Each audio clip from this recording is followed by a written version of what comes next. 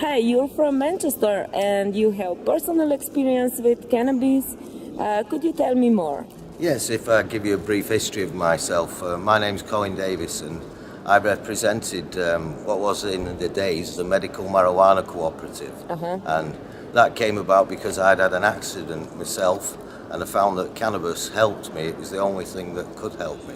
I'd actually fractured my spine in 3 places and shattered a lot of other bones in my body in a fall, and I was resuscitated twice, and lots of things happened in hospital. I was told in hospital that I would probably never walk again because of my injuries, and I believe that cannabis helped me to walk again and has helped me with life ever since. When I was doing the campaigning for marijuana and everything, this was back in 1996, and I was prosecuted for growing cannabis for my own illness, and I went to court, and the jury found me not guilty of producing the cannabis because I was doing it for medical reasons. And after I was acquitted for that, other patients contacted me telling me how they found cannabis helpful for them, and I started to supply cannabis to other patients, and I began to grow it again. And after a while I soon had lots of patients and not enough plants, and then the police came again and kicked the door down and took all the plants away, and by this time I was helping over 200 patients, and that time I was taken to court for cultivating cannabis with intent to supply to people. And I was taken to court, and the trial lasted 3 days, and I called professional witnesses in, expert witnesses, to say how cannabis can help people. And I also called some of the patients that had multiple sclerosis, and they told the court how me supplying them helped them with their injuries. And after 3 days of trial, the jury again found me not guilty, and that created a precedent in England. I was the first person that had been acquitted for the same offence twice, and then for supplying patients as well. And at that time I went away and I started to grow some more cannabis and get it to the patients, but I had patients coming from everywhere wanting help, and I could never say no to anybody. I couldn't continue growing it myself because there was just too many people to help with it. So I went over to Holland in 2000 and met a guy called Nol van Schaik in Holland and Bernard Bruning, who run what was then the medical weed system in Holland, the MediWeed system. And they was selling cannabis through their coffee shops, which they can do in Holland, and using some of the profits to help with patients to subsidise the cost of it. So I came over to England and did exactly the same thing. I opened a coffee shop and openly sold cannabis. Is that legal in England? No, it wasn't legal. It wasn't legal at the time. We got bust the first day we opened, and then the next day we went back and opened again, and we stayed open for 12 months and helped a lot of people in that time.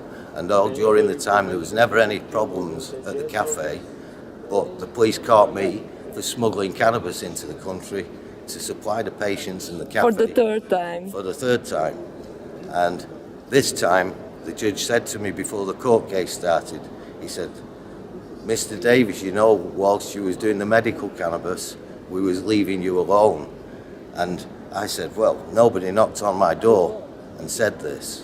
Nobody gave me the permission to do it. So this is why I had to go to Holland to buy the cannabis and bring it back. It never would have had enough. And it was a strange thing when the judge said that to me, because I was like, nobody said it to me. But earlier, before I opened the coffee shop, 6 months earlier, I'd had an experience where I met with Her Majesty the Queen and presented her with a bouquet of cannabis that I was growing for the patients. Now, this happened in a way that some of the patients that was helping that had multiple sclerosis had been writing to the Queen and saying, "Oh, you should stop arresting him, tell the police to stop arresting him, you should be knighting him, not arresting him." And that was what the judge was indicating, that he'd given me the permission, but I didn't understand that at the time, because when I met the Queen, you don't just walk up to the Queen with anything, and I was vetted by all the protection squad, and they all saw the flowers before I gave them to Her Majesty. And when I went over to her, I said, "Your Majesty, my name's Colin Davis from the Medical Marijuana Cooperative, and these are the buds that I grow for the MS patients," and I gave them to her, and she said to me, "I know, and you must carry on with the good work." And yes, and that was never reported, you see, because you can't say what the Queen has said to you. And but at the day when they was opening the Lowry Centre, everything was filmed. Everything that the Queen and I said was filmed, and that was supposedly my permission. Perhaps I should have realised I had the royal assent, but I didn't have at the time. So you have immunity? No, well, the judge told me this later when I was in court for the third time. And right now, what is the situation concerning cannabis in England? Well, in England, I've been working undercover, under the radar, helping patients and being left alone to a certain degree. However, the situation is still that it's a criminal offence still in England. There's a company in England, GW Pharmaceuticals, that produce cannabis. There's a Sativex spray, which would cost a patient £120 for 1 week. It's very expensive, and we can make that ourselves for £10. Yeah. So we're still in the same position. I'm still trying to get the cannabis to the patients for as cheap, if not free. And I believe that, that's what they should have. They shouldn't have to pay for it, but they shouldn't have to wait for it. They shouldn't have to wait for help. And I don't know. I don't think the situation is going to change in England, because the government have no money to pay for anything to give away free anyway. So we just have to carry on doing what I'm doing. Do you believe that if there would be enough people knowing that they can grow themselves, they can produce themselves the medicines, and that they can heal themselves, and they would just do it, that government would be kind of forced? If enough people, yes.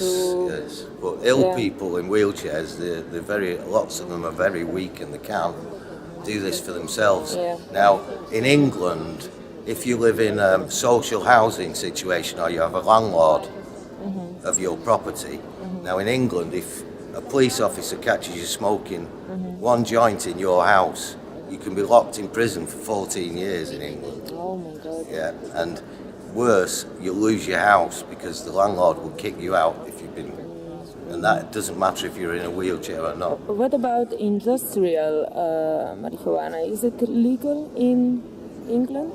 There are hemp. There are a couple of hemp farms that make hemp oil. Yeah. Yeah. And but you still need a license for that.